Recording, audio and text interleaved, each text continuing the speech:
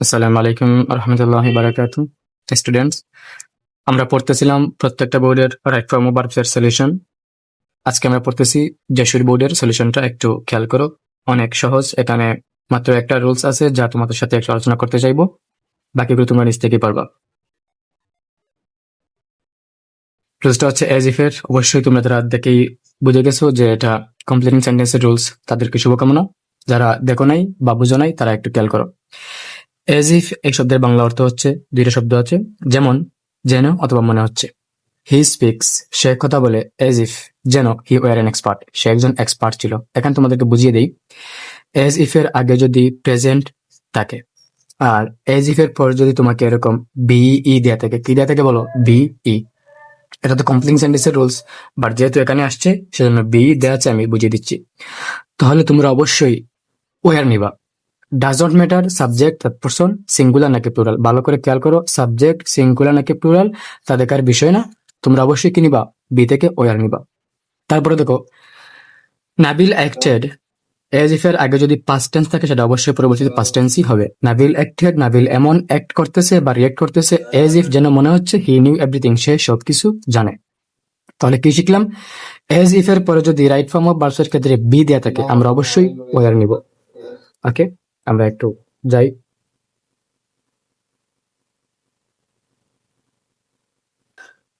Books possess as essence of immortality. Books, বইসমূহ, possess শব্দের বাংলা অর্থ হচ্ছে অধিকারে রাখে, ধারণ করে রাখে। এজ হিসেবে, এসেন্স শব্দের অর্থ হচ্ছে সার বা সারাংশ, অফ ইমর্টালিটি অমরত্বের। পুরো সেন্টেন্সের বাংলা অর্থ হচ্ছে এরকম, বই অমরত্বের সারাংশ হিসেবে ধারণ করে রাখে, অথবা বইয়ের মধ্যেই অমরত্বের সার নিহিত। যার যেটা ভালো লাগে সেটা নিবা। এখন দেখো, বুকস এক্ষেত্রে যেহেতু প্লুরাল, বুকস অর্থাৎ বই সমূহ, তাহলে ভার্বকে আমরা জানি কি রাখতে হবে? প্লুরাল রাখতে হবে। আর প্লুরাল ভার্ব অর্থাৎ মাত্র 4টা প্লুরাল ভার্ব আছে, একটু ভালো করে খেয়াল করো। এম ইজ আর থেকে আর, ওয়াজ ওয়ার থেকে ওয়ার, হ্যাভ হ্যাজ থেকে হ্যাভ, আর বাকি যে ভার্ব থাকবে সেই ভার্বই হচ্ছে প্লুরাল। সো বুকস এখানে কি বসবে? পজেসই বসবে, P O double S E double S, books possess. They তারা, বি দ্য মোস্ট প্রেশাস, তোমরা প্রিসিয়াস বলো, they be the most precious products of human efforts, মানুষের প্রচেষ্টার সবচেয়ে মূল্যবান পণ্য হচ্ছে। দে বলতে এখানে বোঝানো হচ্ছে বৈষম্যকে। তাহলে দে যেহেতু প্লুরাল আর এটা যেহেতু প্রেজেন্টের কনসেপ্ট, আমরা কি করবো? বি থেকে এম ইজ আর এর একটা নিব। দে যেহেতু প্লুরাল অবশ্যই আমরা আর নিব। They are the most precious products of human efforts, মানুষের প্রচেষ্টার অর্থাৎ মানুষ তৈরি করতে পেরেছে এমন প্রত্যেকটা জিনিসের মধ্যে বই হচ্ছে সর্বোত্তম। টেম্পটেশনস, প্রলোভনগুলো। আগে বুঝে নাও প্রলোভন কি। প্রলোভন হচ্ছে এমন একটা জিনিস যা তোমাকে এমন কিছু কাজ করতে উৎসাহিত করবে যা তোমার জন্য ইল্লিগেল, নিষিদ্ধ, অনৈতিক। বিষয়টা এরকম যে তুমি সাময়িক একটু হয়তো বা হ্যাপি হবা। হ্যাঁ, এটা হইতে পারে মানসিক, শারীরিক, কুড বি আর্থিক, হোয়াটএভার। সো টেম্পটেশনস, প্রলোভনগুলো, ক্রাম্বল শব্দের বাংলা অর্থ হচ্ছে চূর্ণ বিচূর্ণ হয়ে যায়, ধ্বংস হয়ে যায়। ইনটু অ্যাশেজ, অ্যাশেজ মানে হচ্ছে ছাই। ইনটু অ্যাশেজ অর্থাৎ ছাই হয়ে চূর্ণ বিচূর্ণ হয়ে যায়। এই জায়গায় অ্যাকচুয়ালি বোঝানো হচ্ছে বইয়ের গুরুত্ব বা বইয়ের মহত্ব, যেখানে কি হয়, বই টিকে থাকে, বাকি সবগুলোই ধ্বংস হয়ে যায়। সো টেম্পটেশনস, প্রলোভনগুলো, যেহেতু প্লুরাল আমরা কি করবো? ভার্বকে চেঞ্জ করব না। টেম্পটেশনস এখানে ক্রাম্বলি বসবে, C R U M B L E, crumble. Temptations crumble into ashes. Pictures and statues, ছবিসমূহ এবং মূর্তিগুলো। পিকচার্স ও প্লুরাল, মূর্তিগুলো প্লুরাল। ডিকেই শব্দের বাংলা অর্থ হচ্ছে ক্ষয় হয়ে যায়। তাহলে ছবিসমূহ এবং মূর্তিগুলো এক না এক সময় ক্ষয় হয়ে যায়, তাহলে আমরা এখানে বসাই দেবো DECAY, ডিকেই। বাট কিন্তু বুকস, আবারও বইসমূহ, সার্ভাইভ, আবারও বই প্লুরাল, সেক্ষেত্রে কি বসবে? এখানে সার্ভাইভই বসবে। অর্থাৎ পুরো সেন্টেন্সটা বোঝাচ্ছে যে ছবিসমূহ এবং মূর্তিগুলো ক্ষয় হয়ে যায় কিন্তু বই টিকে থাকে।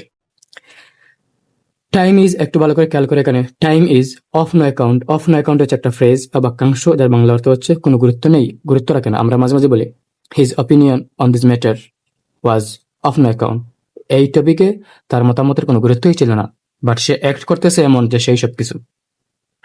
So time is of no account, সময়ের কোনো গুরুত্ব নেই। ফর গ্রেট থটস, মহান মহৎ চিন্তাগুলোর জন্য। Which V as fresh today, আমরা পরে আসতেছি, আপাতত আমরা সলভ করি।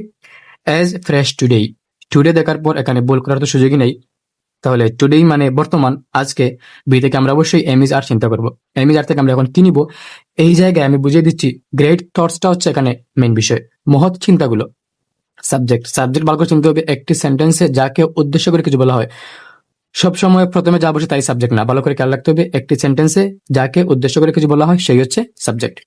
ওকে, তাহলে গ্রেট থটস হচ্ছে এখানে সাবজেক্ট, থটস যেহেতু প্লুরাল আর টুডে যেহেতু বর্তমান, আমরা অবশ্যই এমিজার থেকে আর নিব।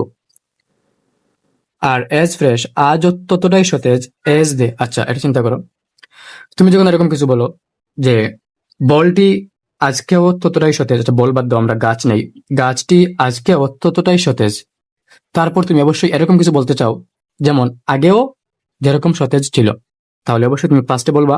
সেক্ষেত্রে এজ ফ্রেশ টুডে, আজও ততটাই সতেজ, এজ দে বি, এজ দিয়ে অবশ্যই কি হবে, তারা আগেও যেরকম ছিল। তাহলে দে যেহেতু প্লুরাল, তাহলে আমরা বি কি চিন্তা করবো, ওয়াজ ওয়ার এর ফর্ম চিন্তা করবো। অবশ্যই আমরা এখান থেকে ওয়ার নিব, কেননা দে হচ্ছে প্লুরাল। তাহলে এজ দে ওয়ার, অর্থাৎ আজও ততটাই সতেজ যতটা সতেজ আগেও ছিল। হুয়েন যখন, কেম থ্রু দি অথর্স মাইন্ড, লেখকের মনে এসেছিল এইজেস এগো, বহু বছর আগে। এখানে বোঝানো হচ্ছে সরি, এখানে বোঝানো হচ্ছে অ্যাকচুয়ালি যে মহৎ চিন্তাগুলোর ক্ষেত্রে সময়ের কোনো প্রভাব নেই।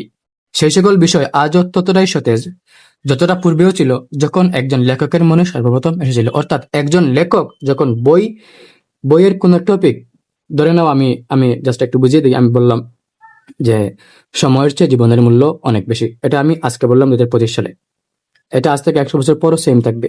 কেননা কেউ প্রমাণ করতে পারবে না সময়ের চেয়ে জীবনের মূল্য কি নাই, অবশ্যই অবশ্যই কম, কেউ প্রমাণ করতে পারবে না। বিষয়টা হচ্ছে একদম প্রথম দিকে লেখক যা লিখেছিলেন তার বাস্তবতা, তার প্রাসঙ্গিকতা, তার প্রভাব এখনো ততটা সতেজ যতটা আগে ছিল, এটাই। What we then thought or said still speak to us, what যা, উই দেন থট, তোমাকে ক্লু দেওয়া হচ্ছে দেন থট, তাহলে পূর্বে যা চিন্তা করা হতো সেক্ষেত্রে তুমি কি নিবা, বি থেকে ওয়াজ ওয়ার নিবা। হোয়াট হচ্ছে এক বচনের সেন্স দে, তাহলে আমরা নিব হোয়াট ওয়াজ দেন থট, তখন যা চিন্তা করা হতো বা বলা হতো, still speak to us, still, তাহলে তখন যা বলা হতো এখন তা বলা হয়, তখন পাস্ট, এখন বর্তমান, এখন কি আসবে, অবশ্যই অবশ্যই প্রেজেন্ট টেন্স আসবে। তাহলে হোয়াট যেহেতু এক বচনের সেন্স দে সিঙ্গুলার, আমরা কি করব, স্পিক কেও সিঙ্গুলার করব। আর তোমরা জানো সিঙ্গুলার ভার্ব অর্থাৎ ভার্বের সাথে এস বা ইয়েস, নাকি জানো না, তোমরা অবশ্যই জানো।